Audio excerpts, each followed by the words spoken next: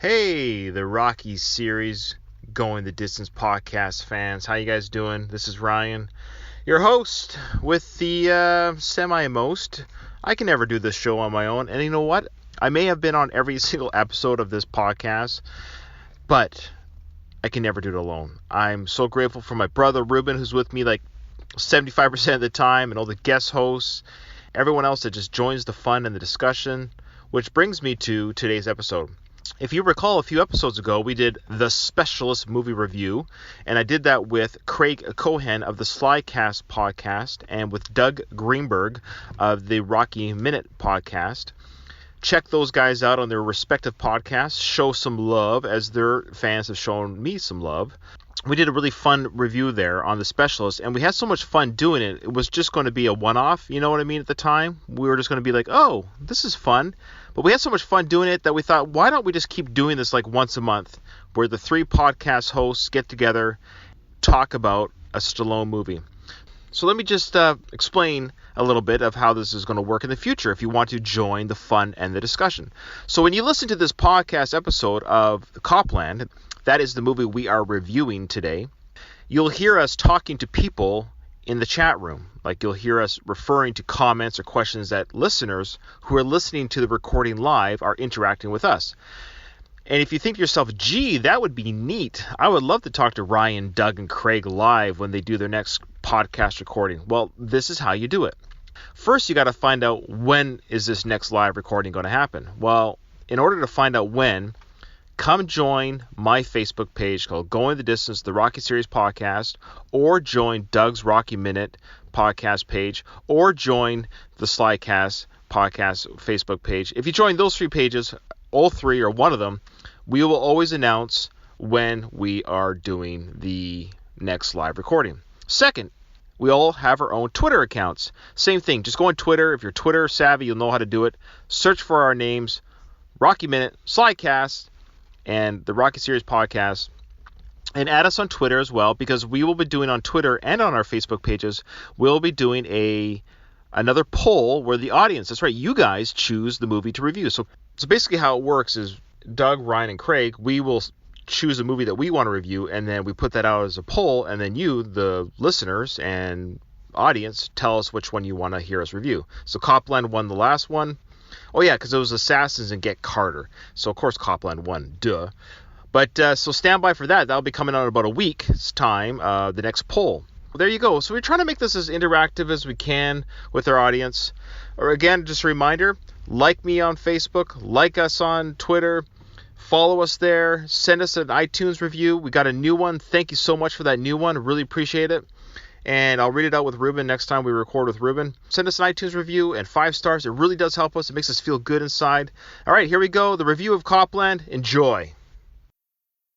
Start. Well, I've already started. This is like, we're live, man. We're live, so we're a minute early. So if you're watching, thank you for being on time. Yeah, This is a bonus feature. A bonus minute.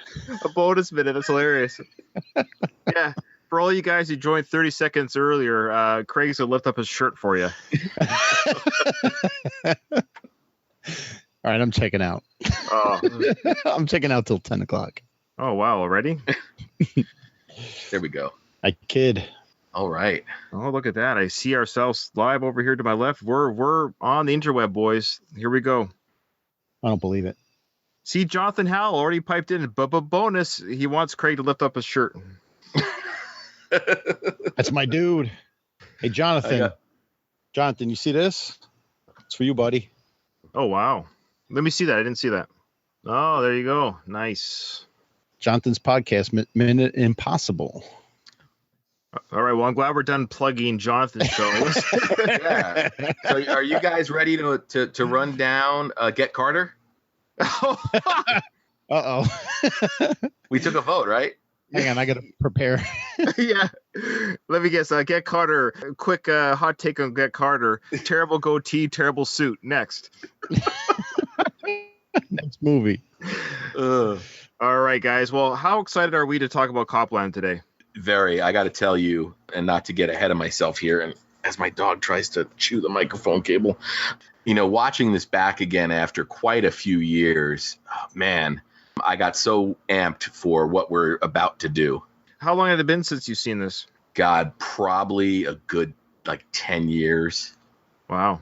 It's been a while. I haven't seen this in a little while. It felt familiar. Like I wasn't really surprised by anything when I was watching. Right. Okay, same here. Did any of you see in the theater on its original release? Yeah, I went and saw this in the theater. Yeah, me too. I did as well. Yeah. Okay. Well, look at that, guys. Look at that. We helped the box office, and the box office was $45 million domestically, which in today's dollars would have been about $65 million domestic. But what it cost to make? It had to cost like $4 to make. Yeah, it's not a very flashy movie. There's no CGI, very simple stunts. It's basically a play. Yeah, very cheap. And I know Stallone, and I don't know about the other actors, but didn't Stallone take just SAG wages on this? I think so. And I've talked about this on Slycast before, and knowing the Weinsteins are involved in this movie and were sort of involved in what happened to Sly directly after this, there's got to be more to this story, because this was really a point in Sly's career where he had the opportunity to pivot and go back towards more of the acting side of things and the less physical, action star role, which was appropriate for a guy that was age that he was. Man, if those Weinsteins didn't sabotage him, I mean, I love where his career has gone since this. It hit some rough patches, but I'd love to be in the alternate universe where we see some of the other movies that Sly made as a quote unquote actor.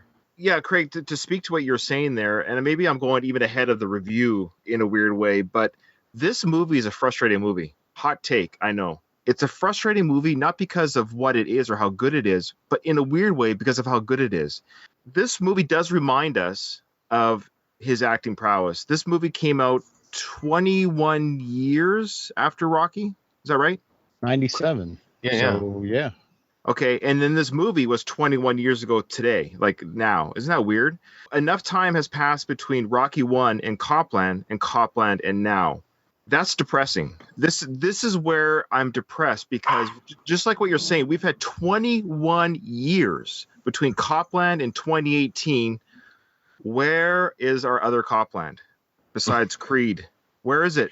Well, this was supposed to be his artistic breakthrough, right? This was going to be Stallone getting out of that action, the limelight that he unfortunately forged for himself, right? This was going to be his rebirth. And I don't know why, but the reviews on this and Stallone's performance were just destroyed for some reason. Why? I thought he was great in this. I think it was his reputation, I think, was what was being reviewed as opposed to his true ability as an actor. And, one thing that the internet has sort of brought about is, I don't want to say geek reviewers, but geek reviewers. And I got to say that I bet you around this time, like a Roger Ebert probably dug this movie and probably wrote a fair review. And next, De Niro, Stallone, and Keitel, and a police department's dirty little secret in Copland. Sylvester Stallone there, looking very much like a cop who's eaten more than a few dozen donuts in his lifetime, stars in the exciting new movie Copland as the sheriff of a most unusual New Jersey town, a town where a lot of New York City police officers live more luxuriously than they should be able to afford. That brings Robert De Niro to Stallone's office. He's an investigator for the Internal Affairs Corruption Division. The kingpin of the town is a well-connected veteran officer played by Harvey Keitel, another outstanding cast member of Copland. And there are plenty of different levels of conflict among these highly strung characters.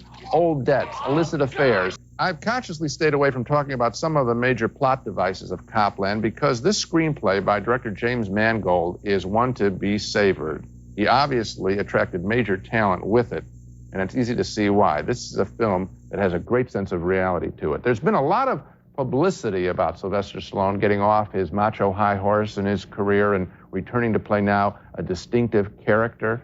He's fine in the film, but so is everyone else. Save for a too neat ending, I think Copland is one of the better films of the year. I was disappointed in it, Gene, and that's especially true because James Mangold did such a great first film when he made Heavy a year and a half ago. This film, to me, has too many characters, too many backstories, too many threads that it's trying to tie together, and doesn't really tie them together. This is enough material for 2 movies. There should have been a clear line from beginning to end, somebody to absolutely follow, more clarity in the storytelling, and the Stallone character is very much on one note until he comes into his own as an action hero again at the end of the movie. The ending is not worthy of the character definition throughout the picture. But Roger, I mean, I would say I'd like to see more of it, a longer picture, which might have solved your problem. But that's because there's so much richness in it. Didn't you like the whole concept of the picture of that? Yes, but I kept thinking how it might have been handled by somebody like Scorsese, who would have really zeroed in instead That's of a very high bar to put any director against. But it's the highest bar. I might as well, because the fact is,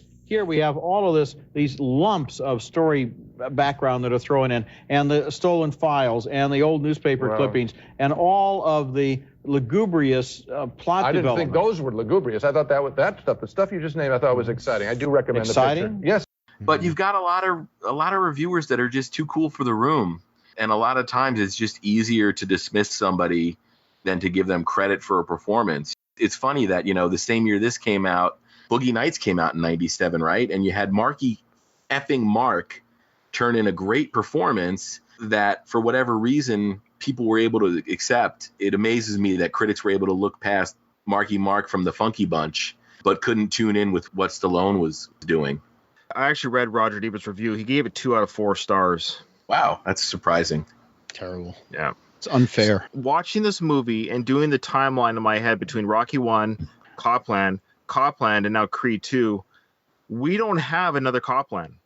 And that's frustrating. So we know that Stallone has this in his tool, or in his wheelhouse, in his tool belt, whatever metaphor you want to use. Yeah. And why doesn't he do this more? He's worth $500 million according to networth.com, whatever. So give or take, he's worth anywhere between $400 and $500 million. Why isn't he doing the passion projects that he talks about, the Edgar Allan Poe movies, or just whatever? I know he's just built a Balboa Studios. I don't know quite all about that. Maybe that's what he's doing now. Maybe he's finally realizing at 72 he's probably should start doing some of these passion projects. 21 years, man. Like, doesn't he have $1 million or $2 to throw down? So, you know what? I'm going to do an independent film. I'm going to fund it myself. I want to be hungry again, work with some hungry directors, hungry editors, and let's just do something. I don't know. Before I answer that, I will say that we didn't get another Copland, but we did get an Ants and a Spy Kids 3D Game Over. I guess we're going to review those at some point. I kind of feel like in 2005, Balboa came out in 2005, right? No, 2008 or 2006. 2006. Yeah. Okay. So I kind of feel like Sly had another opportunity to do this in 2006 and then 2008 when Rambo came out. He just never seems to follow through on his opportunities. Look at what he did after Creed. Mm-hmm. We all talk how the Oscar nomination sort of re-energized his career and legitimized him as an actor again, and all the opportunities he had in front of him. And then he went and did what? Escape Plan 2. He went back to what he was known for, I don't even want to say what he was best at, because he killed it in Copland. Mm-hmm. Something went down with the Weinsteins and Miramax, because unless my memory's faulty, he had a multi-film deal with them. And then after Copland performed the way it did, they kind of just, I don't know if they didn't follow through on the deal with Sly or they cut him loose or what. They had made a commitment to him, and then this movie performed the way it did. And shortly thereafter, Sly was straight to video. Mm-hmm.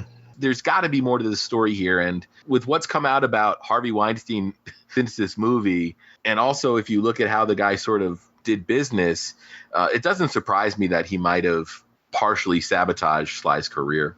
And I've heard some rumors or some thoughts on that Weinstein might have blacklisted Stallone to some degree. But you know what? Maybe we'll save that for another discussion, because I don't know enough to talk to that. But let's talk about the movie. So maybe people want to hear our thoughts on the actual movie itself, Copland. I guess that was just my thought on how frustrating this is, because when I watched this like 24 hours ago, it just reminded me of how much Stallone has in his tank. And I felt as a fan for 21 years later, I'm like, oh, why didn't we get a Scarpa? Why didn't we get some Mafia movies? Why didn't we get him playing a bad guy? Why didn't we get him doing... Why? We'll never know, but let's review Rocky. So let's review Copland. We should tell our listeners, Doug, what do you do for profession and where do you live? I'm a police officer from New Jersey. That's awesome. Does any of this ring true?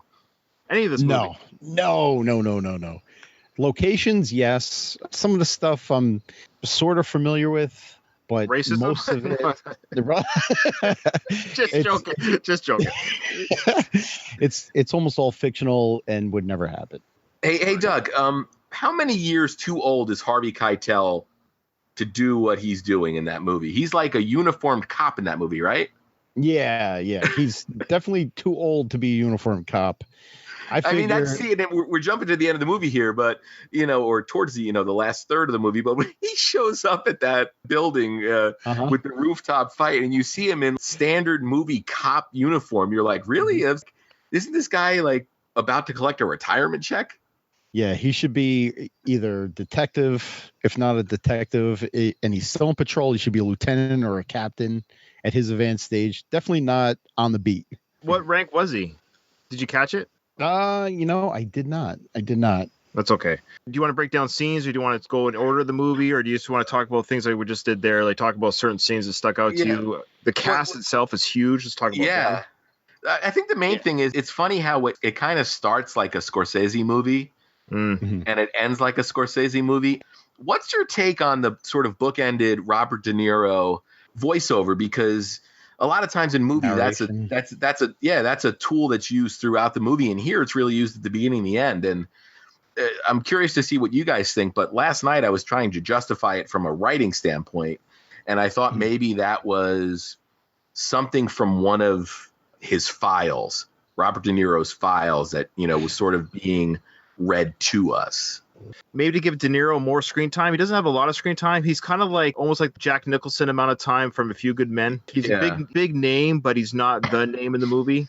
If you think about it, the ending narration really cuts about 20 minutes out of what have been an extended ending of this movie. The opening kind of sets up Copland, if you will, and I'm not sure if there's any other exposition you can do to sort of establish what he establishes in that opening voiceover, but I guess it's important to know what that town is. I would like to go over it really quickly and poke some holes in it, if I may. Please do. Yeah, that's what we're here for. So what Robert De Niro's voiceover is essentially saying that back in the 70s, the New York Police Department officers wanted out of the city, but only transit cops could live outside of New York because they're also run by New Jersey and Connecticut, which is partly true. They don't call it transit cops. Here we have a New York and New Jersey Port Authority Police Department, which they do the bridges and tunnels. They run both New York and New Jersey, the train stations. They work both sides of the border, and they can live inside or outside New Jersey or New York. They're not called transit cops, and I don't think Connecticut is included in that. But what they say is that these New York Police Department, which is just their pubs in the subway, so the city could declare them auxiliary transit cops, which I don't believe exists. Even if they were declared like a part-time transit or Port Authority police, you can't be a part-time Port Authority police officer. But if you were, you're still bound to within the limits of New York. If you work a New York City police officer, you have to live within the confines of New York City or one of the surrounding counties. Oh, wow. You know your job, Doug. You know your job. That's good. In fairness, in 1997, how many New York teams played sports in New Jersey? Yes. Everybody claims to be the New York Jets, New York Giants, but they in fact play in New Jersey. Yes, right across the river. Hop, skip, and a jump, like it truly is.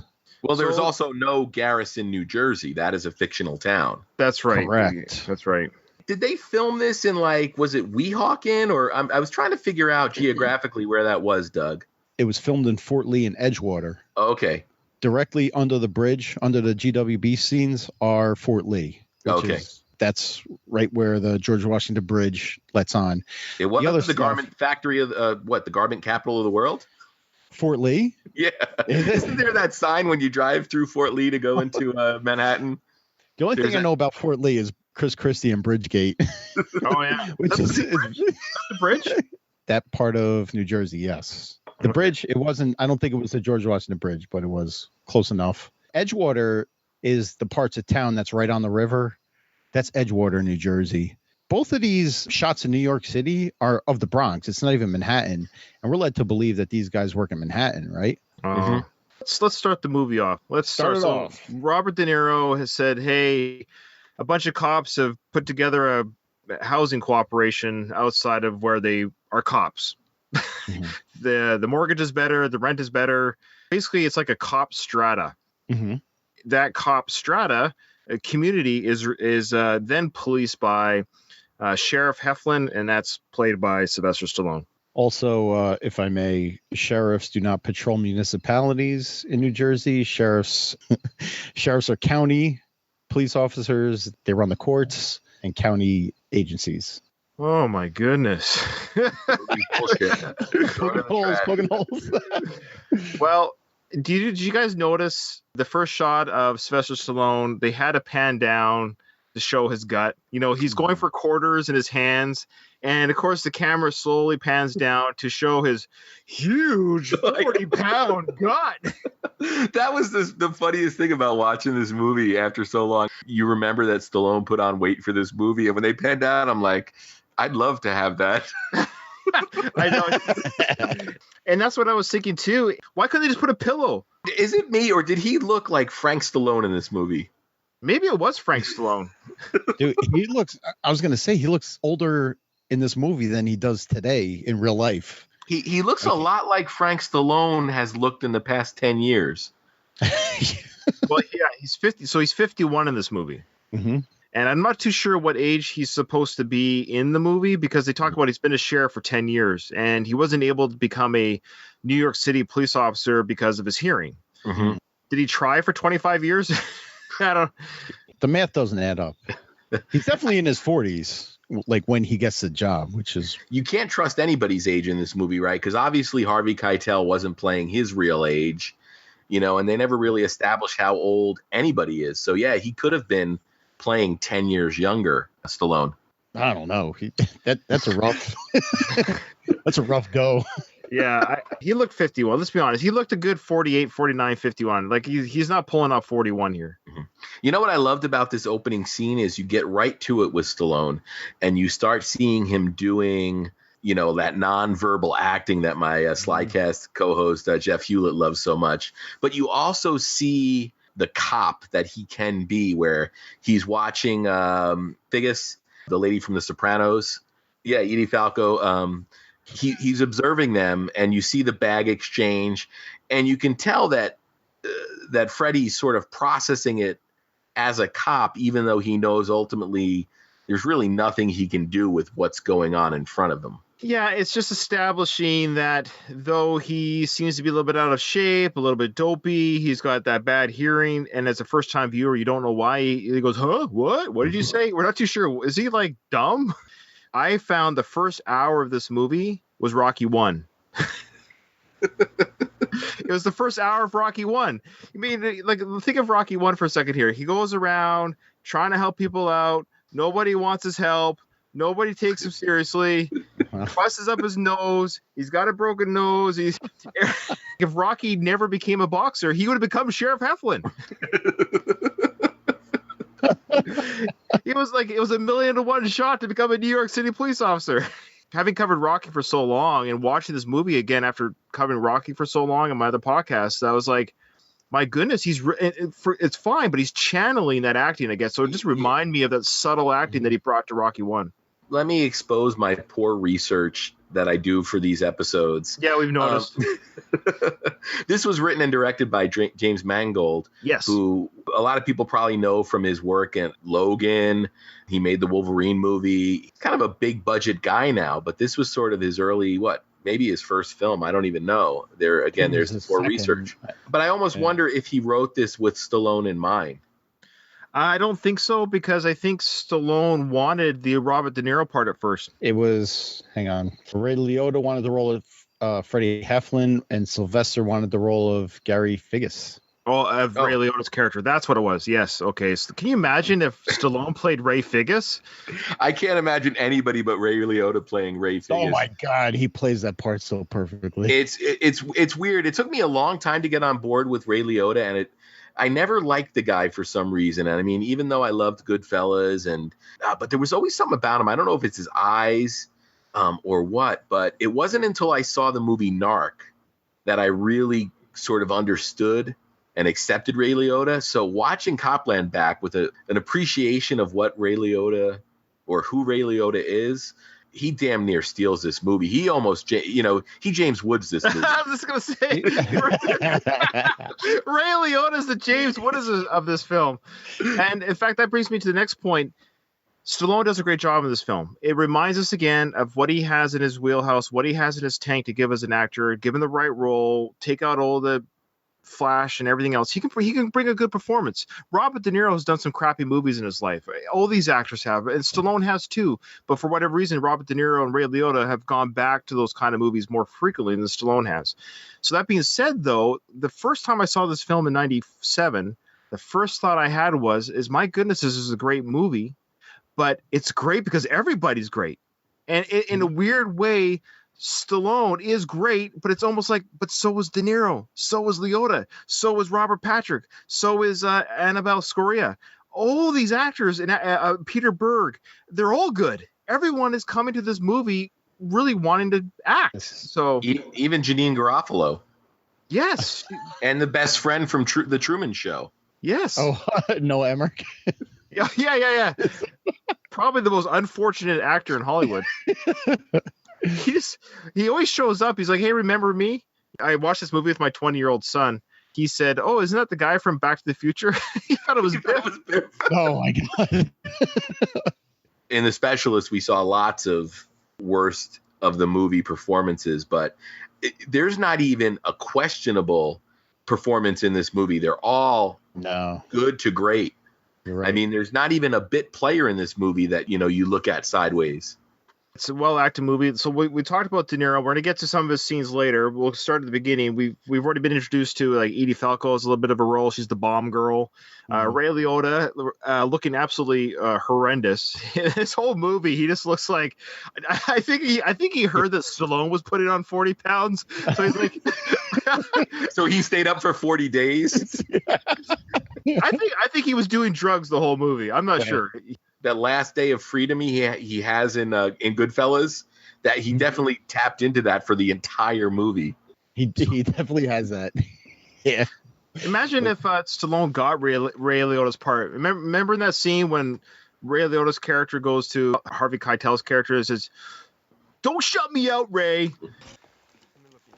Don't shut me out, Ray. You found us a sweet little town, you got us a low interest, and I'm grateful. But don't forget who it was that you came to 2 years ago to cover your ass. Get him out of here, Freddie. It's not my fault that you can't look at him. You sit in this chair with your back to him. You want it to go away, but I'm still here. In for a penny, in for a pound. Don't shut me out, Ray. Imagine that was Stallone. Don't shut me out, Ray. Don't shut me out. It would have been like Ray Liotta, the way he talks, the way he's able to do those things. It's amazing. Okay, so let's go back to the beginning again. We see this exchange happen between Edie Falco and Ray Liotta's character at the table. Some money, I guess money is transferred over. And we find out later that money was used to... It was the whatever blew up Vegas' house. It was bomb-making material. That's right. She's bomb girl. She's giving it to Ray. Girl. Yeah. Of course, Heflin notices that, and he's what pissed. Pinball machine is he playing? Did either one of you guys? Lethal Weapon. Yes, Lethal Weapon. Part 3. Lethal Weapon 3. Yeah, Lethal Weapon 3. You're right. Ray's playing Lethal Weapon 3. He goes out to get more quarters from the parking meter. He's stumbling drunk, and Ray's like, "You okay to drive home there, Freddie?" And oh yeah, I'm good. Again, I'll ask this question to you, and you don't have to rat your guys out there, Doug, but how many drunk driving cops do you have in New Jersey? All of them? No. I know. Ryan, I thought you were going to ask us if we were pinball people or video game people. Yeah. That's right. Well, go ahead. Yeah, I was going to ask that. I am a pinball people. I'm definitely pinball people. Me too. I think if it came down to having a games room, if I had that kind of money where I could build a room with arcade games, the pinball machine, there's something really cool about the pinball machine. I love the sounds and everything about it. Absolutely. We're a bunch of pinball guys. That's great. What Figgis does here is he puts Freddy in the driver's seat of a patrol car. Yeah. Drunk. And says, have a good night. In all fairness to Figgis, Freddy did say he was okay to drive. Oh, yeah. We always believe that guy. Yeah. You live in Las Vegas, Craig. You should know better. Well, how perceptive do you think Figgis was? You're the sheriff in a town where there are no sheriffs because they're only county officers. You're the head cheese in a town where it's just all cops. It's all cops. So who are you going to worry about? Now, I'm not saying it's right, but I understand. How many black people were in this Copland? Why does it always go back there for you? I'm just curious. I watched this movie and I noticed there's a deleted scene you can find on YouTube. Did you watch it? No, I didn't. There's a reason why there's no black people in this Copland. There's a deleted scene that had this made the movie. I'm glad it didn't. Okay, the cops are all playing baseball. A car drives by playing loud, as Paulie would say, jungle junk music. Oh my god! Yeah. So they all throw down their bats, get into their cars, and chase after this car for playing loud music, and it's rap music. They corner these guys in some cul-de-sac, get them out of their cars, and Robert Patrick's character plants drugs into one of the black guy's pockets. Oh my god! How am I not surprised? Sheriff Heflin's there, and he's like, "Oh, come on, guys, maybe we should." And they just push him out of the way. He's like, "Get out of here, we got this." And all the cops just start harassing these black guys, and that's like the end of the deleted scene. When this movie came out, you guys remember the age where you could get bootleg VHS tapes? Yep. We had a connection. I don't remember where it is, and I'm glad because I can't incriminate anyone, but we had a great bootleg network where we were getting like work prints and rough cuts of movies. I had for the longest time, and it probably didn't make the move to Vegas with me, I had a VHS copy of like an early pre-theatrical release print of Copland that had a lot of deleted scenes in it. I don't remember if it's the same as what has since been released, as I believe there's a director's cut. There is, yeah. Yeah. It must be. Yeah. The version I watched was 2 hours long. Wow. Okay. So the one I watched was about an hour and 45 minutes. Oh, wow. But it sounds like you might have watched the director's cut, Doug. I must have. I can't pinpoint it right now, but there was a couple of scenes that I was thinking that I don't remember when I originally saw it. All right. So you want to go back and watch the theatrical cut? We'll wait for you. Yeah. So let's everyone. We'll just take a 2 hour. We'll just take a 2 hour break. We'll just stand by. Hour and 45 minutes. Okay. Okay, so we got a couple things in the chat here. We just got Jonathan Howell. He's mad at us for saying that Ray Liotta was like James Woods. He's still mad about the James Woods from our previous episode. It's a thing now. James Woods is going to work his way into every episode. Matt B there, one of our faithful listeners, Bebo, he said the De Niro was sporting the Ron Jeremy mustache. He definitely has a 70s thing going on with the hairdo and everything. And that he's so sweaty. Jonathan goes on to say he's sweaty. He's like half a Tony Clifton. Yeah, there you go. He also points out that there's a lot of Raging Bull here in Copland with De Niro, Frank Vincent, and Kathy Moriarty.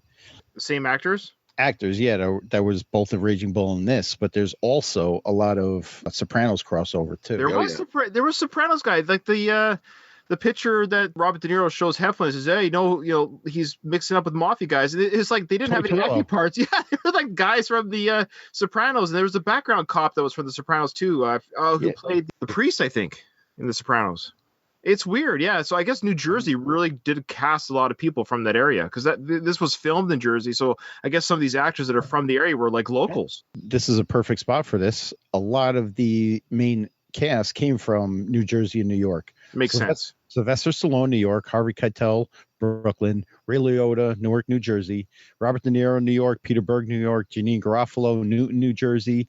Michael Rappaport, New York City. Noah Emmerich, New York City. Kathy Moriarty, the Bronx. John Spencer, I think he plays Leo, the detective Leo, New York City. Frank Vincent, who's the PBA representative, Jersey City, New Jersey. Malik Also Yoba. Billy Batts in Goodfellas. Billy Batts, yep.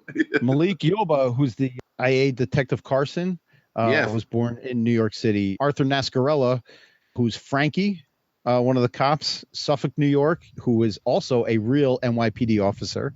Edie Falco is from New York City. Victor Williams, who he was one of the cops that was interviewed. He's also in The King of Queens, Bronx, New York. Tony Sirico, who plays Toy Torillo in A Picture from Brooklyn. So there you go. That's awesome. They shop locally. That's the way to do it. Yeah. So definitely. Michael Rappaport, that's an interesting person in real life. Actually, one of the big parts of this movie. Thoughts on him as an actor? He plays the same character in every movie he plays, but I love Michael Rappaport. Yeah. When you want that type, he's the guy to go to. But he's pretty much the guy from True Romance that I think we all probably saw him for the first time in that movie. Guy from Higher Learning, the neo-Nazi, he plays the same part. The whiny, woe is me guy that just came into the wrong crowd. So he's actually a huge Stallone fan in real life. Is he? Yeah, he did a Twitter rant about when Stallone lost Best Supporting Actor for Creed. He went on Twitter. I think he did a live reaction to the loss, and he was just literally upset. Rightfully so. He was upset about Stallone's loss, and he went on quite a tirade about that. No kidding. Well, I think Michael is probably watching this show. So, hey, Michael, we really appreciate your support, and you did a great job there. Getting back to the sort of writing of this movie and how well put together it is, and I kind of criticized the book-ending narration that is kind of a storytelling shortcut, if you will. But I think the story they tell with Murray here, Michael Rappaport, Superboy, I mean, you don't specifically get his backstory, but you hear enough to realize sort of where he's coming from and what his name means. And I think it's a really good example of that show don't tell mentality when it comes to movie making. Okay, that's good. Doug? Can't expand on that. Well said. We just got some comments here that Matt B said here that, we just talked about that, where he said to watch Rappaport or react to Sly losing the Oscar. Oh, Man-Bat, that's Armando. Armando, thank you. He said that Rappaport will always be the Nazi from Higher Learning for him. So there you go.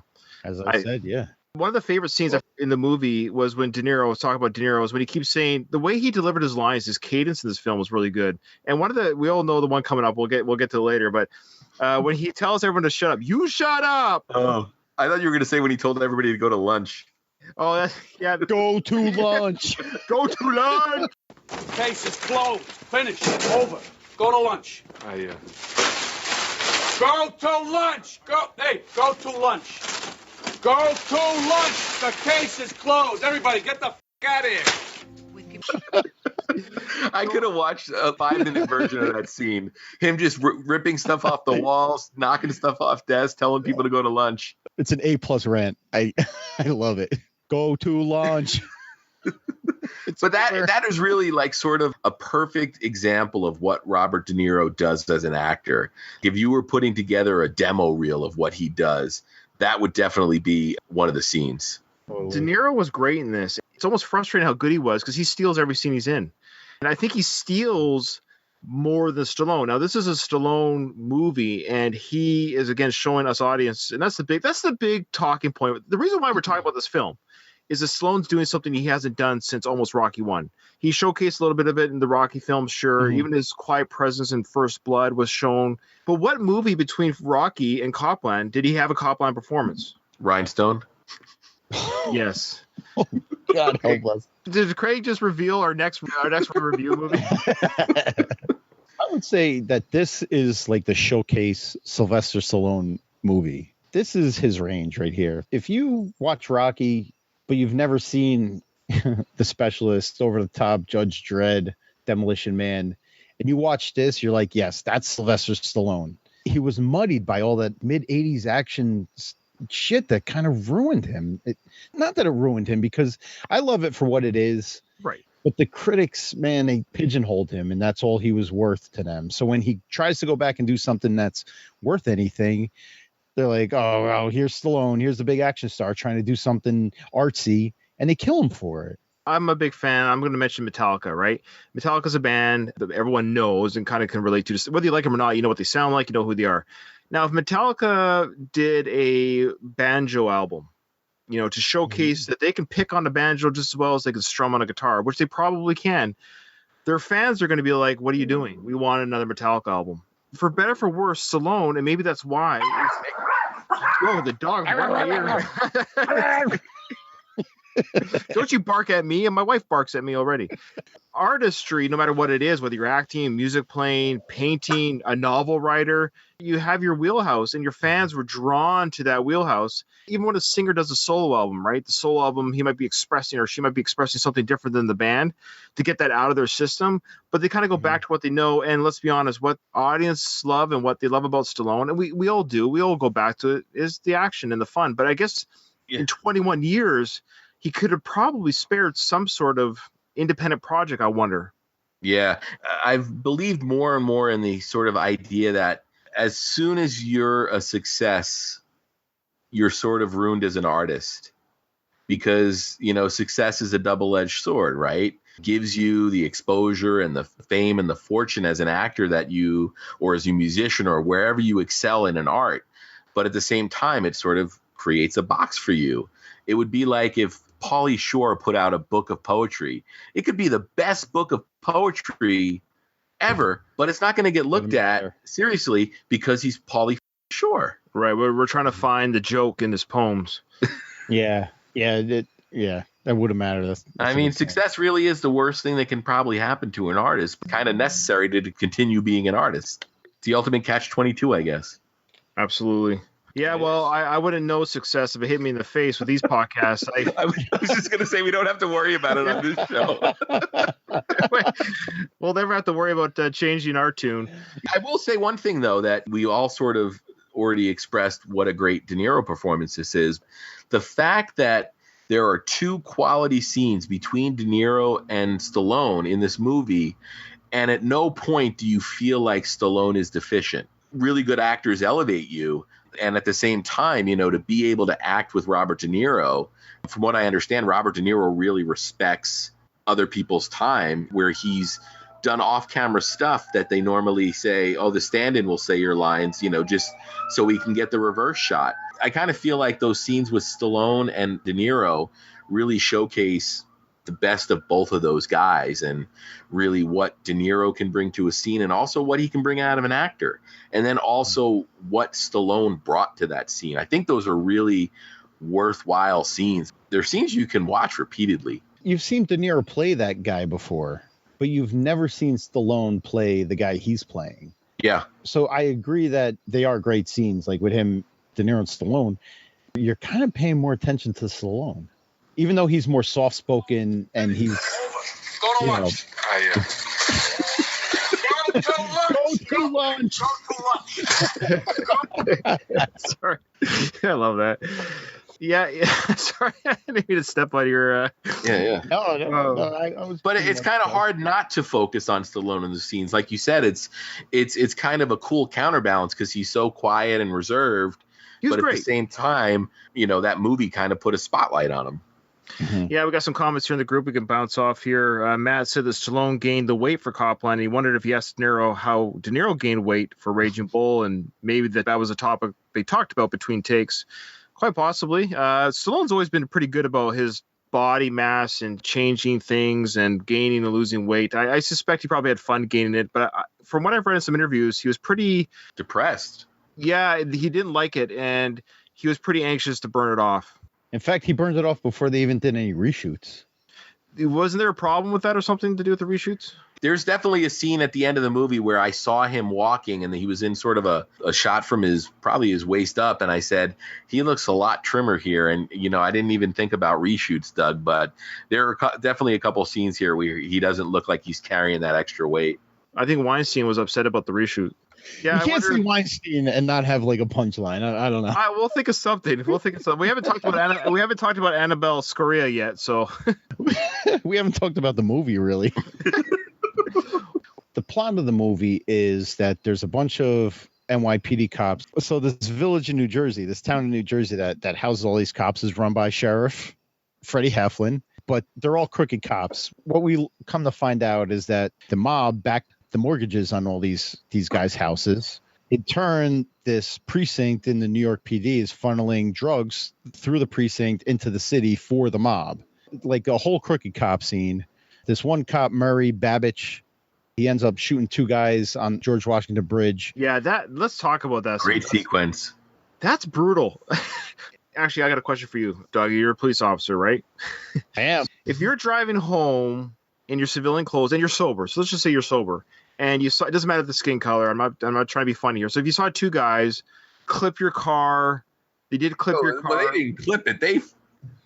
They side swiped what it. would you have done at that point, Doug? What are you allowed to do as off-duty police officer? And do you just call it in? Just call your buddy and say, hey, I got this license plate on this guy. He hit my car, and let you guys take care of it. Is that what you do? Or Murray Babich, a.k.a. Michael Rappaport, did nothing wrong in this scene except being drunk. Right. Being drunk. That was the only thing. All the other pieces fit. He got sideswiped. He tried to get the car to stop. Right. He showed his badge. He identified himself as a police officer. The guy refused, pointed something out of the window, going at high speed. You can argue you thought that was a firearm. He hears his tire blow out, which he thinks is a shot fired. Up to that point, he is completely justified. Okay, now remind me of the scene, though. The car comes to a stop. He's still going forward. He hits their car. He shoots before he hits the car. By the way, what a marksman. Yeah, no, that's he shoots. He's leaning out the driver's side of the window with his right arm. So he's crossing his body, gun out the window. There's no way in hell you're hitting any type of target. He hit them 6 times. So we're going to suspend disbelief on that. Are there even 6 shots? They had 6 bullet wounds, is my understanding. Impossible. So my question, though, Doug, is he allowed to shoot a car fleeing? We're told never to shoot from or at a moving vehicle. Wouldn't that be where he gets in trouble? Where he gets in trouble is being drunk. He's probably justified if he's sober. Because he thought he was being shot at. That's the key takeaway, right? Yeah. Yeah. I'm not trying to bust your chops. I'm actually just trying to figure this out. This is just me playing devil's advocate. But the car was moving away from the officer, and he tried to pull them over, and now it's become a car chase. But instead of chasing the vehicle, he shoots the vehicle. Mm-hmm. And there's no threat of life at that point. So even as a viewer, it's like, oh, he's going to get in trouble just by shooting these guys because they're going to be able to reconstruct the car and the impact and when they were shot. And another variable is the potential that they can cause harm to other people as well. Sure. We have something called a reasonable officer standard. Like if you believe that your life or somebody else's life is in immediate danger of this perpetrator, then you are allowed to use deadly force. Right. They were just showing their car jack thing because his tire blew out. It will help you. Pull over the side and we'll help fix your tire. I didn't even think about that. They're like, hey, your tire, it blew out. We have it. We have something to help you with. No good deed goes unpunished. These crooked cops try to cover up because he's one of them. So these crooked cops try to cover up. And it's really brazen. I mean, that kind of shows the level of corruption, right, Doug? Yeah, right off the bat, because they're doing it in front of the EMTs who smell the bullshit. They smelled it right away. What I love is I got Robert Patrick's character. Hey, look at this! I found an Uzi from the 1940 under the mat. Whoa, there it is. Well, I don't know why he didn't just stuff it like right under the seat, have another cop come in and look at the car. But it's like he literally goes to the car, pulls it out of a paper bag, goes, here it is. Yeah. It was like, I know it's just a film, but you could think they could take an extra 10 seconds to have another cop go there and find it. Well, that speaks to the corruption, I think, and the brazenness of it all. Yeah, the EMTs already, they knew what happened. They saw it like the dried blood stuck that wheel lock to the guy's hands. Like that's what the guy had in his hands. So you're out of his dead hands and you're going to pretend like he had this Uzi. The EMTs, his reaction is perfect. He's like, what the fuck are you doing? Superboy, Michael Rappaport's character, he didn't like this at all. He told them, let's do this proper. He was actually convinced, like Doug was saying, like, I'm drunk. I know I'm drunk. I've had something to drink. And so he was on Doug's side of the story, meaning like, He's like, look, they pointed a weapon at me, and I felt my life was in danger. I've got a case, so you guys don't have to get crooked on me all of a sudden. So he was even going for the angle of, don't go crooked on me. And when they pulled out the gun, he realized they've planted a weapon. This is escalating. And he's like, my badge, they're gonna take away my badge. They're gonna. That's when he went and goes to the bridge. Now he doesn't jump off the bridge. Where does he go? It had to be coordinated with Keitel, right? With Ray? With Ray, yeah. Like right in the back of his car. Oh, my God. He jumped. He jumped. Yeah. Okay. Can we talk about that? Because either Harvey Keitel is a bad actor acting as a bad actor, or a good actor acting bad, because he's saying, oh, my, he jumped. Where did he go? He befell. He was here, and now he's gone. It's like I like Doug's better. Yours kind of sounds like Trump. Well, Doug does everything better. He's handsome. He's funny. He's articulate. He's a peace officer. That is a good point, though, Ryan. It's like it could be, like you said, a good actor pretending to be a bad actor or a bad. I mean, it's great because you can't tell where the movie ends and where real life begins. And either way, it's a brilliant choice on Keitel's part, right? I hope so, because it was bad acting. Because I don't understand. Like, was he trying to convince? Was he just doing it? I wonder if he was just doing it to say, here's the official byline. He's jumped. Yeah, at that point, I don't think he needs to convince anybody. Like, if anybody's taking notes, this is a statement, is he jumped. It doesn't matter how I say it. That's just what it is. He jumped. And I was corrected on Annabelle's name, the actress. Annabelle Sciorra. My apologies. Matt Beeble correct me on that. Can I just say, for the record, every time I see her in a movie, I always think to myself, my goodness, she's gorgeous. And my goodness, I have to see more of her. Not naked, but I mean just like more movies of her. And I always forget when I watch Copland, I'm like, oh yeah, I love this actress. She's so good and she's so captivating on screen. She's easy on the eyes and she's a great actress. Anyone else feel the same way about her? The only other thing I really remember her in is Hand of Rocks a Cradle. Oh yeah. I don't like, she was kind of like the mousy wife in that. Like, I don't remember her being like a sexy.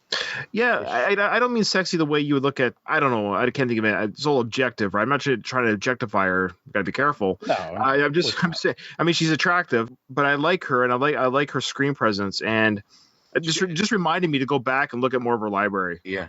This is a movie full of unlikable people, but was her character as unlikable to you as it was to me? Because you kind of see how frustrated Freddy is with where his life went when he intervened and saved hers.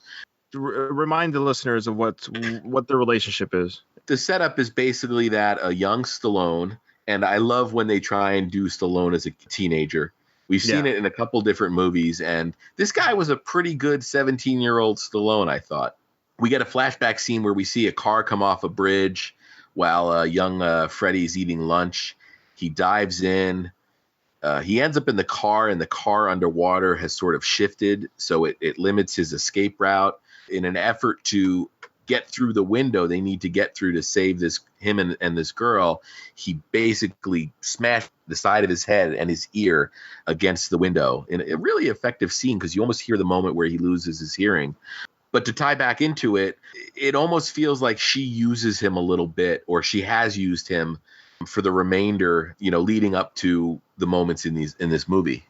Yeah, good point. Every time I see this film, there's two parts in this film. The beginning where we see how he loses his hearing because he's smashing his ear against the window. I get stressed out. I don't know. I feel the visceral. It's a good combination of editing, sound effects from the movie crew, like behind the scenes, and then the actor pounding his ear against that window. It stresses me out about the damage he's doing. Eardrum damage stresses me out. I don't know why.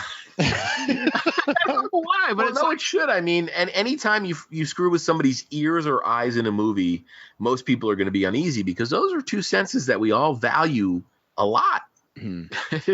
Doug, what about you? Are you stressed out about losing your hearing? Like, he's ramming the side of his head against the window, and I'm just picturing like the pressure of the water like rushing into his ear as he's jamming his head against the window like that. It's visceral. Like you said, I can almost feel it. I got to take these earbuds out for a few minutes. The end scene, of course, the crooked cops shoot the gun next to his good ear. blood's coming out of his ear. I'm just like, I watch like horror flick. Blood doesn't gross me out when it's almost like a fantasy way. This movie is so realistic in some ways. So when that ear is bleeding from the sound damage, and there's that ringing sound that you hear as a viewer, and I have my stereo out loud. It's this high-pitched ringing. You're like, please pass this sequence because it's stressing me out. All the gunshots like really muffled. It's like you're hearing it through a lot of layers of soundproof. It's not like you hear a gunshot like out in the open. It's like the report is shocking, but with Def Freddy, after they blew out his good ear, it's like really like low and muffled. So, Doug, do you guys do that to each other's cops? No. Little pranks? No. Shoot. Hey, it's the new guy. Let's blow off our weapon next to here. Ha ha ha. Oh, you don't do that kind of shenanigans? No. What's your favorite cop bar hangout that you go to? Is it the Four Aces? No, it's not the Four Aces. It's not. We don't have cop bar. See, we don't live. None of our cops live in town. No? Where you guys live in Copland? Where do you live? No, there's no Copland. Like everybody, like we work in town, but everybody lives outside. Like I live 40 minutes from work. So which one of your friends is sleeping with your chief's wife? Let's see. I love that. I love how this. Can we talk about this movie for a second? Because is that what we're here for? Finally, there's so many. There are so many storylines. This is like season 1 of some series in a 2-hour episode. There's like storylines and backstories and a dead cop that we never see alive. And there's like, this would have made a great 10-part series. It would have, but at the same time, it kind of showcases, the great editing of this movie, and either editing from a writing standpoint or actual, editing after they were done filming. But you get just enough information to know what you need to know. There's no excess fat. Somebody's cheating on somebody else. The fact that you get just enough detail to fill in the blanks that you need to fill in to understand the story. And I think that's a really sort of undervalued tool in filmmaking nowadays. And this is actually, we talk about James Mangold. He was the writer director of this movie. Kudos to him. He was quite young. I think he was probably late 20s at the very latest. So this is quite an ambitious project. I think it could have done with less, a little bit less, maybe a little bit less of the, buddy sleeping with buddy's wife type things. There's so many side stories going on. When I watched this with my 20-year-old son, this is his first time seeing it. So he saw it about the age that I saw it for the first time. He had a harder time following it too, because he didn't know any of these actors. He hasn't really seen any of these actors other than Stallone. He doesn't even know De Niro. So he's just getting into these movies now. So for me, as knowing who everyone is, it was kind of easier for me to separate the faces. To him, they just look like a bunch of mustache cops. But to me, I actually knew Robert Patrick from Ray Liotta, from Peter Berg, so I knew all the differences. So it's a busy movie, is what I'm saying. So a first time viewer, it's kind of a busy movie, especially if you don't know who these actors are. I don't think anything's wasted. It's very short. It's very kind of off reference. Peter Berg's character, Joey Randone, who's married to the girl who Freddy saved in the river. So his character is sleeping with Ray Donlin's wife. Ray Donlin is Harvey Keitel's character. Talk about a downgrade. Yeah, no kidding. Did you see Kathy Moriarty in Raging Bull though, man? You guys aren't gonna believe this. You've never seen Raging Bull? That's true. I was hoping that I wouldn't have to say it, but you said, do you remember her in that movie? I didn't want to lie. Oh, yeah, she was fantastic. She was gorgeous, simply gorgeous. It's on my DVR right now as we speak, because I intend on watching it and actually reviewing it for my show, because I think it'd be interesting to see this movie that everyone compares to Rocky. I already know Rocky's a better film, but I want to see what the arguments are, because I know, and I love Scorsese and I love De Niro, but it's just one of those movies that came out when I was 5 years old. I just haven't seen it. Since we're confessing, I'm going to confess that I've actually never seen Higher Learning. I don't think it's quite the same level as Raging Bull, but we'll allow it. Well, it's a callback to like an hour ago. Well, I felt since we were all being honest at this point that I would confess. What's a movie, Doug, the Higher Learning doesn't count. That's a terrible example. What's a movie that you think everyone thinks you've seen but you haven't seen? Rocky. Never seen Rocky.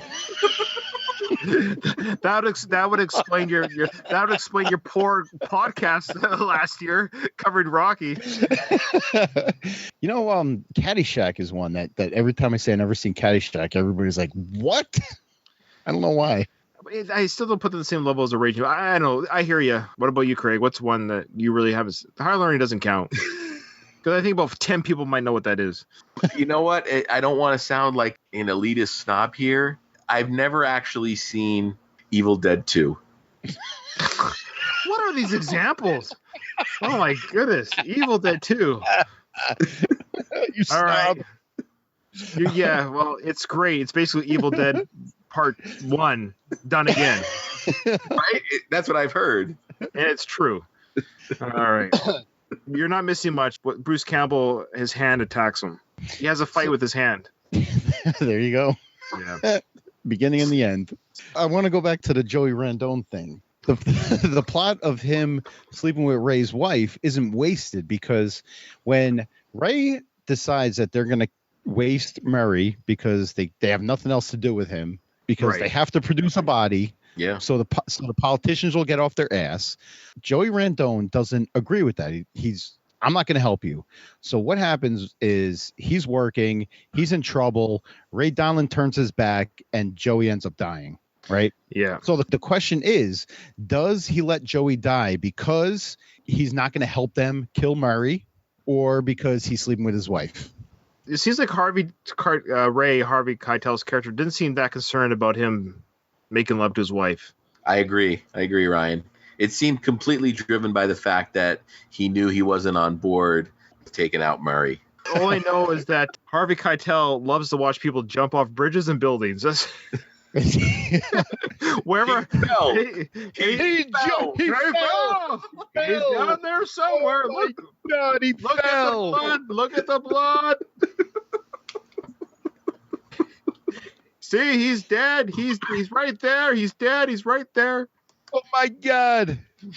Go to lunch, everyone. He jumped. Go to lunch. You're mixing your impressions. I know. Go to lunch. You got to separate them. There's one scene in this movie that I thought was really, really good. One that I don't think people talk about very often, but when Ray Liotta is talking to Heflin in the bar, before he goes to Ray, says, "Don't shut me out, Ray." I guess he's referring to the fact that Ray Liotta helped cover up a previous. Ray Liotta's character has been around since the beginning, and I guess he didn't know about the Superboy shenanigans. He was unaware of this, which I found interesting. Did they explain why he was being shut out? I think it had to do with Glenn Tunney thing. Glenn Tunney was Figsy's former partner. They refer to this guy Tunney a lot. Yeah. But that was a murder. That was a murder that Ray was talking about. Sort of like Ray Liotta's Figs was talking about, saying, like, I helped you cover up this murder of this cop, and now you're shutting me out of the Superboy shenanigans, pushing me out of the community, I think. Am I wrong about that? You're not wrong about it. They weren't pushing him out. They weren't letting him inside anymore because of his relationship with this Tunney guy. This Tunney guy was arrested. They called him the chokehold cop. He used a chokehold, obviously killed somebody, and he got indicted for that. This Glenn Tunney, this guy that we never really see, was Gary Figgis's partner, and then Ray Donlin turned his back on Glenn Tunney, and Tunney was going to rat on Ray and like this whole connection with the mob. So what they did was Ray had Tunney killed while he was in jail awaiting trial. Okay. So Gary Figgis, he kind of started distancing himself because of that. Because Tunney was his buddy, Tunney was his partner. Okay. Well, that's good. That's good explanation. Thank you. I don't see. That's what I mean. This movie requires a little bit more viewing. There's so much storyline, and I'm just not as smart as Doug. See, Doug, it's his job to be observant of all the details because he has to pick up all the crime scene stuff, and so he's following this plot like it's. Well, this was based on a true story. I think it was one of your. It wasn't. I really love this. I genuinely love this movie. No, that's good. That's good. So there was a scene right before, though, when Figgis is talking to Heflin, Stallone's character, and he's saying, "Aren't you jealous? Aren't you jealous of these guys?" Sheriff Heflin's like, "I'm not jealous. I'm happy with who I am." You can see that he's not jealous, but he's sad. He's sad that his life is where it is. He sacrificed his hearing, which affected him being a police officer, which we figure he probably would have been a good one, an honorable one. He calls Stallone's character out. He goes, "No, you've lost your hearing. You lost the girl." You lost your dream job. You should be jealous. How's that make you feel, Freddie? I don't care. Like eating donuts? Look, Freddie, I say it's okay to be jealous. You saved this girl's life, right? From risking yourself, from saving her sorry ass, you go deaf as a result. In one ear. In one ear. Then you have to watch as this girl you saved, this beauty queen, marries this sucker. And you with your ear, you can't even get a desk on the force. Right? Be jealous, Freddie. Let it out. I would. Purge. Cleanse yourself. Cleansing. Ray Liotta's character is not wrong. Maybe in life it's okay not to be jealous isn't the right word, but sometimes life sucks. Sometimes it does deal you a bad hand, and it's okay to say, you know what, I've been dealt a bad hand, and maybe that can help you heal, get over it. Because I think Heflin, he has that shuffle and that walk that he does throughout the movie, where it almost represents just like Eeyore type from Winnie the Pooh Eeyore. It's woe was me, and it's not till later in the movie that he snaps out of it that he becomes the potential. I don't like that scene because it's like complete just exposition for the audience when he's like. Maybe that's why I liked it. Thinks he lays everything out. Like, you saved her life. You go deaf as a result. You watch as she marries this sucker, and you can't get a desk on a force. There you go, everybody. That's the background on hey, Freddie. I just told you. I need that kind of exposition, man. Like I got lost in the shuffle. This is a repeat viewing movie for me. I need to watch it again. I appreciated that little synopsis. Oh, that's where we are in the film. Thank you. But Doug's got a point. Those are conversations that only happen in the movies. Of course. Like, sure. Freddie knows what happened. He doesn't need Gary Figgis to tell him. Don't shut me out, Doug. Don't shut me out, Ray. But I mean, not to circle back to how great Ray Liotta is in this movie, but I think you just hit on the point of what a great character Figgis is too. The scene towards the end when he references Freddie taking them head on, and he explains to Freddie how you need to approach guys like this. What you've got to make right turns, and you've got to move diagonally. Yeah. You don't go down Broadway to get to Broadway. He's bleeding, and you got to get there. But there's lights, right? All over the city, red lights. You go through the red lights. Sure, you fire up the roof, you wail, you go through the red lights, but that's slow. Freddie, fighting your way through traffic. The goal is perpetual motion. You want greens. But how do you ensure the greens? You can't. As in life, in traffic. So what you do is you leave yourself an out. At every corner, you leave yourself an alternative. Diagonal. You turn the wheel when you hit a red light. But you don't drive down Broadway to get to Broadway. If you move diagonal, you're going to get perpetual motion. That's what you want. But how does this apply to what you were saying? It applies, Freddie! It's just as easy to tail a man walking in front of him. Now, you butt heads with these friends of ours, you're gonna come at them head on? Okay. They got lives, Freddie. Families. No. You move diagonal. You jag. That's one of the great sort of speeches in this movie, and I think that is another aspect of the character that makes that performance work so well. He's a guy that's very aware. He might not have always taken the right steps in his life, but he knows how everything pieces together. He knows the steps you're supposed to take, even if he didn't take them himself. Like, that guy's a good cop. Yeah. He's a good cop, but he lost his way somewhere. Good point. Yeah, he lost his way. He got his $200,000 for lighting his house on fire. It was only $198,000. He rounded up. We can round up. Imagine if he told Sheriff Heflin, he's like, I've got $198,565 in my bank right now. Maybe $198,000 is $200 in Canadian money. Maybe that's why. Yeah. Ryan thinks. There you go. Then we have that domestic dispute with Peter Berg's character and Annabelle Scora, whatever her name is. Jesus. So, Doug, talk to us about domestic disputes. What would you do in this situation right now? The husband's sitting on the step. The wife has locked the door, but then she opens the door and he busts it down. Do you go after him? Well, the problem is he's showing signs of violence, meaning like as a victim. He's bleeding from the head, right? So at this point, you're thinking he might be the victim. Then he kicks the door in. You're like, all right, maybe she bashed him in self-defense. But then she goes at him with a bottle. In that case, you kind of got to take her in. You have to offer him the opportunity to apply for an emergency restraining order against his wife. This is the scene where Heflin offers her, hey, do you want to come to my house and sleep on my bed? I mean, come to my house. Well, he said to put her up at a hotel. I'm just joking. Yeah, I mean, you mentioned before about like some unnecessary scenes.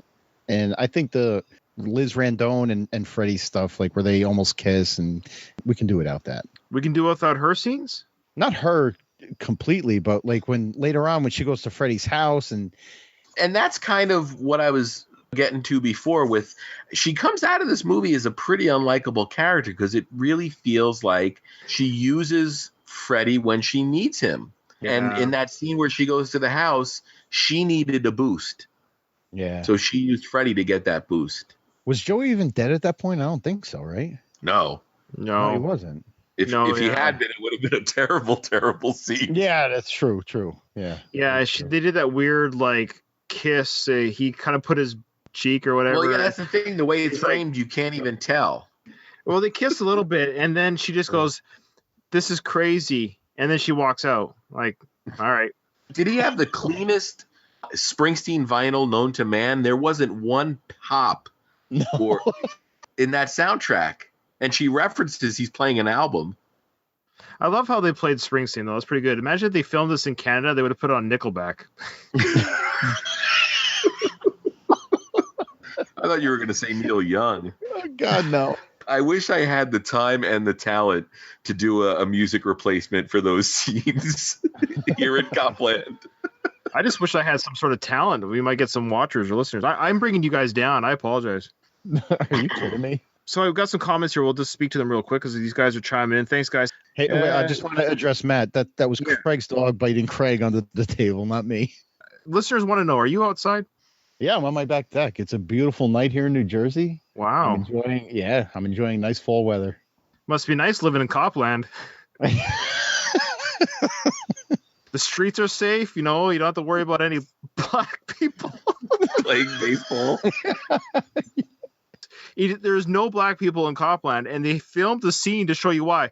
They didn't even want these people playing their music on their street. They got arrested for playing music. It wasn't Bruce Springsteen. If they had gone down the street playing Bruce...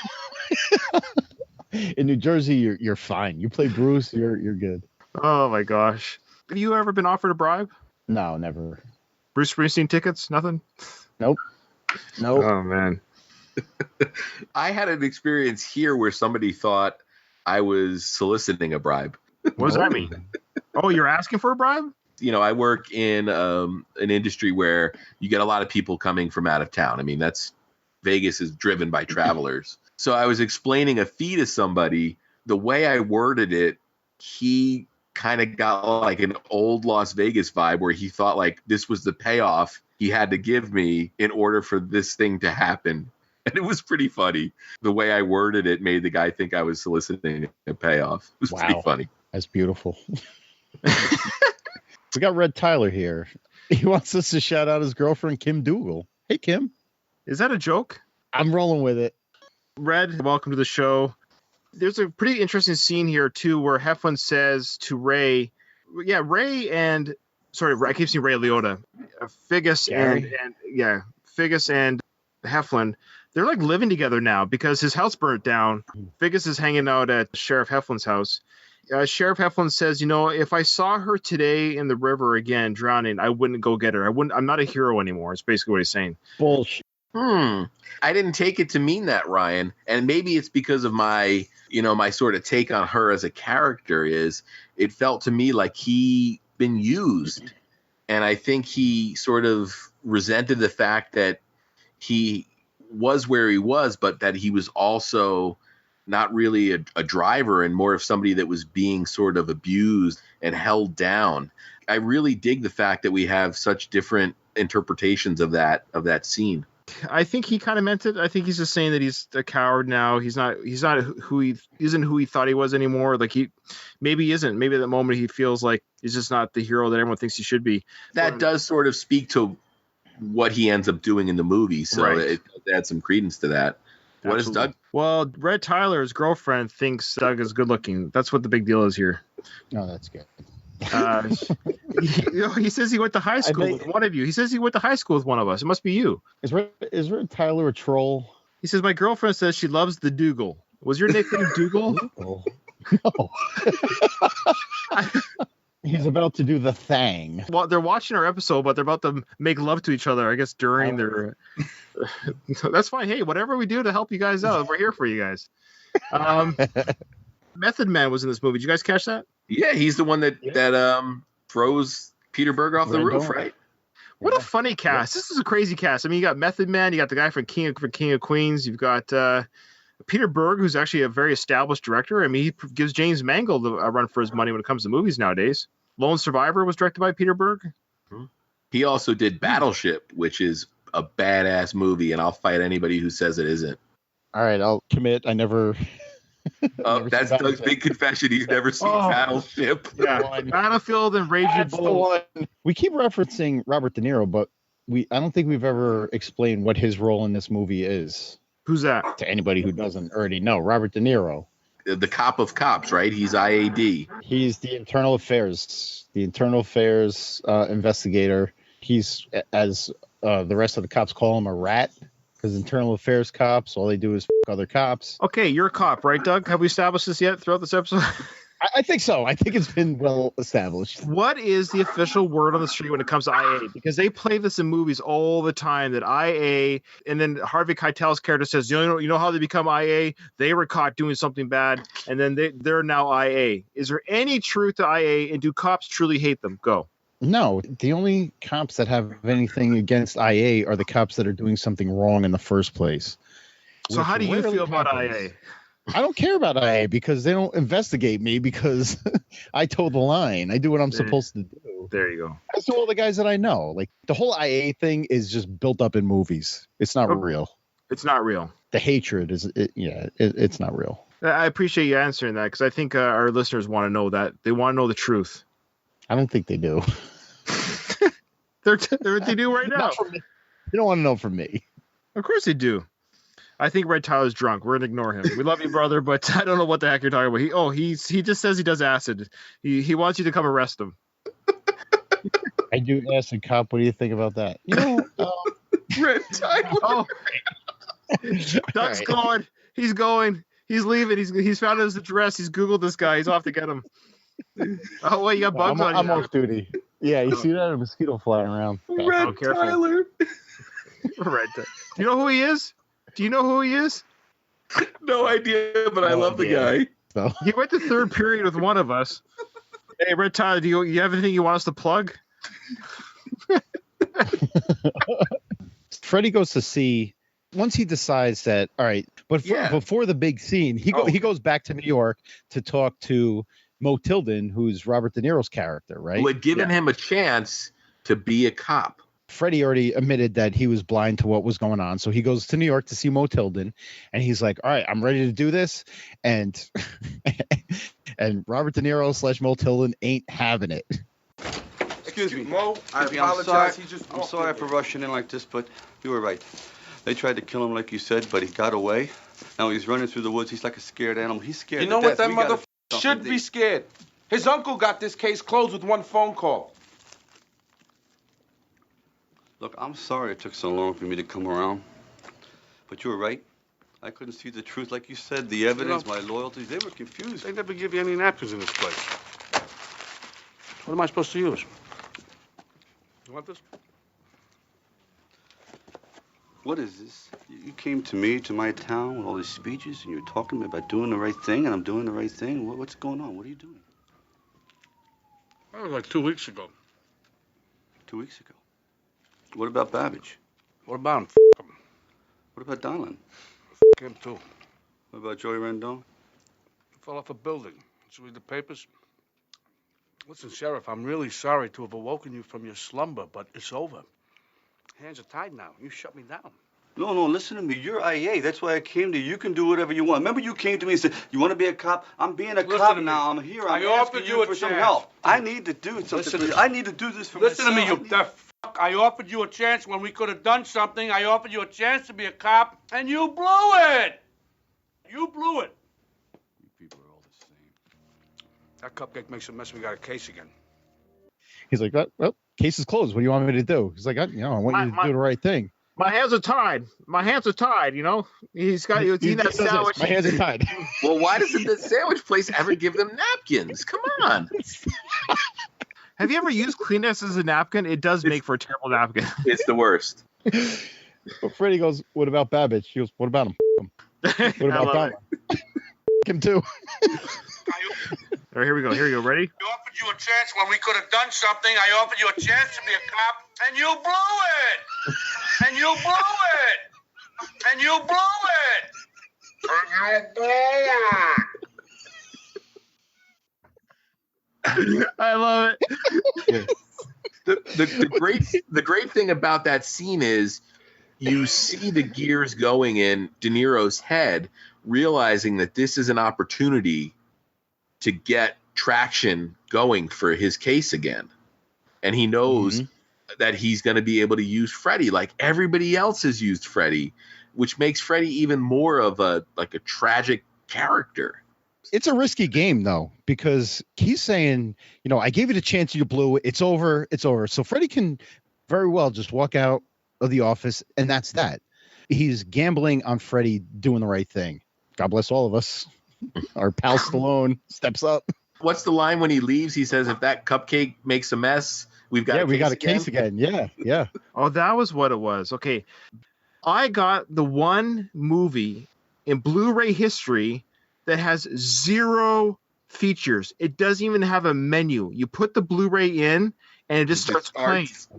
There's no menu, no captions, nothing. So if you were a deaf person and bought this Blu-ray, you'd be like poop out of luck. There was times during this movie because I couldn't have it too loud because I had kids running around. I was like, what did he say there? Because I'm relying on what they're saying. And that was actually one of the things I was like, what did he say when he left there? I knew he was referring to if he stirs up trouble, we'll get something out of this guy. But he said cupcake. All right. Freddie goes back and he ends up finding Murray. He digs a little bit and he finds Murray Babbage hiding after they try to kill him, after Ray and his boys try to kill him. He finds Murray hiding out in the water tower, right? Well, good thing they had that above ground pool that they could have attempted to drown him in, because they would have had to get him into a bathroom, into a bathtub instead, right? Why was it so hard to kill him? Why did they just he needed to have water in his lungs, right? Oh. Yeah, chlorinated water, which I don't know. It was rainwater. The bee's knees starts with Freddie going back to the bar and telling Ray, he goes, I got Superboy. I'm going to turn him in tomorrow. And he's like, why don't you do the right thing? Come with me. We'll all go together. Kumbaya. You'll cop to your and Murray will cop to his and everything will be fine, right? Right. And then Ray gives this beautiful, this Harvey Keitel speech. And he's great in this film too, by the way. Your plan is the plan of a boy. Made it on the back of a matchbook without thinking, without looking at the cards. Ray's not going. He's like, sure. Yeah, 6:00 tomorrow. I'll be there. But what happens is Freddie gets ambushed. They take Superboy. They blow out Freddie's good ear. So we hear that constant feedback now. He's bleeding from his ear. Like everything else for the rest of the movie, everything's in slow motion. It's a very effective scene because we're feeling stressed out as a viewer for his safety. We're feeling the danger that it's around the corner for him. He can't hear anything. He doesn't know where guys are, if they're alive or dead, if they're moving around. He shoots the one guy in the car, and then he shoots the T-1000 after that. He's got the best death scene in the movie, right? Yeah. The look on his face when he gets shot and falls back, he can't believe that Freddie Heflin's the guy that took his life. That's awesome. Heflin's about to get shot by another guy. Ray Liotta comes out of nowhere. Yeah, the biggest hero moment. Well, he does get shot by that guy. He gets shot like in the back of his shoulder. Yeah. He's ready to finish him off, and then the hero, Ray Liotta, comes out of nowhere and blows him away. I love how he's got a smoke in his mouth. Yeah. Right after he kills that guy, he sees Ray in like the picture window of his house. He like gives him the death stare before he brings his gun on, blows out the front window. Great stuff. So that window just goes. Then Ray goes up there to finish him off, and it's always a weird scene. It must be first thing in the morning because his wife's still lying in bed. Yeah. And Superboy's about to jump out another window. Boy, he jumps off bridges, jumps out of houses. Yeah. It's either die by Ray's hand or die by jumping out of a second floor window. And he was handcuffed too, wasn't he? I don't think at that. No, he had a handcuff on. He must have been sleeping with his wife too. Jesus. Maybe Harvey Keitel. Maybe he was a cuckold. He liked to watch all of his cop friends make love to his wife. That's the whole story. He came.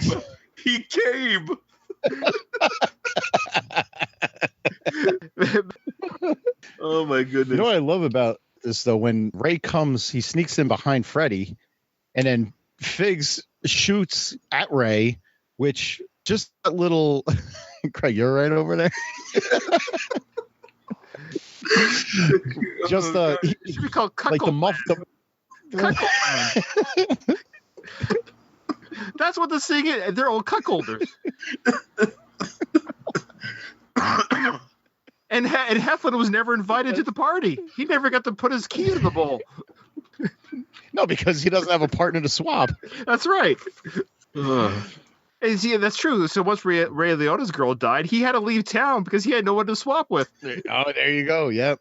Freddy ends up shooting Ray, right. And Ray, as he falls, he's dying on top of his NYPD uniform. Did you notice that? Very poetic. On top of it, you see the NYPD patch right by his head. And he's saying a lot of stuff that probably isn't appropriate for this podcast because if you can read lips, he's saying much profanity, right? He's actually saying, Fred, you were next. You were next in line with my wife. You just had to wait. And then Freddy's got that great line where he says, I can't hear you, Ray. That's great. And then, of course, he brings him in, Ray Liotta, looking horrible. Stallone's character is covered in blood, and he still looks better than Ray Liotta. He looks horrible in this movie. And I don't know, was it the makeup people applying makeup or not giving him any makeup? I'm not sure. I think Liotta himself was on a 3-day coke bender.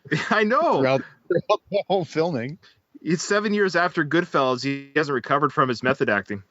Yeah, if you haven't listened to it yet, he was on Mark Maron's podcast within the last couple months. Great episode. A lot of insight into Ray Liotta and what made him the actor he is today. Cool. In fact, speaking of Michael Rappaport, he has a podcast, and Robert Patrick was on it recently as well, and I couldn't find him. I'm going to look for it again. And they talk specifically about Copland throughout that episode. So all of our 5 listeners, when you're done with this one, go find that one. You'll probably be better. But watch ours first. How do you rate this in the canon of Stallone films? I think it's one of his best. Okay, take away Rocky and Rambo. Is there a better film that he's done? I would say no. I love this film. There's certain people that might argue Nighthawks could give this movie a run for its money in terms of what Sly delivers, but I think if you take Rocky and Rambo out of the equation, it's really hard not to have Copland sit right at the top. And then right underneath it, Ants and Spy Kids 3D, game over. Top 3. I don't know which order I'd put them in right now. Non-Rocky Rambo, you're looking at top 3 for me, or not in this order, but Cliffhanger, Lockup, and Copland. And I really want to talk about Lockup. I don't know which one we're going to talk about next. Maybe I'll throw Lockup in the mix for my vote.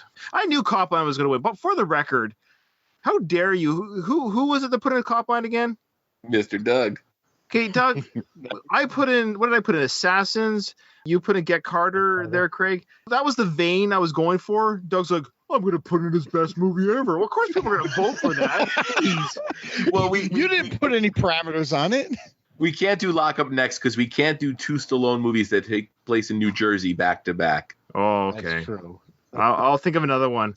I might put Assassins back in the mix. Maybe for our tens and tens of listeners, let's get Assassins going. Let's just close up the show. I'll just remind everyone, I'm Brian, and you want to listen to me on my other podcast. It's all about the Rocky series. It's called Going the Distance, the Rocky Series podcast. If you want to listen to me there, check me out. I always love these guys. And the reason why we're doing this is because I think we just like each other. I think we get along on the podcast world, and I think it's fun just to connect.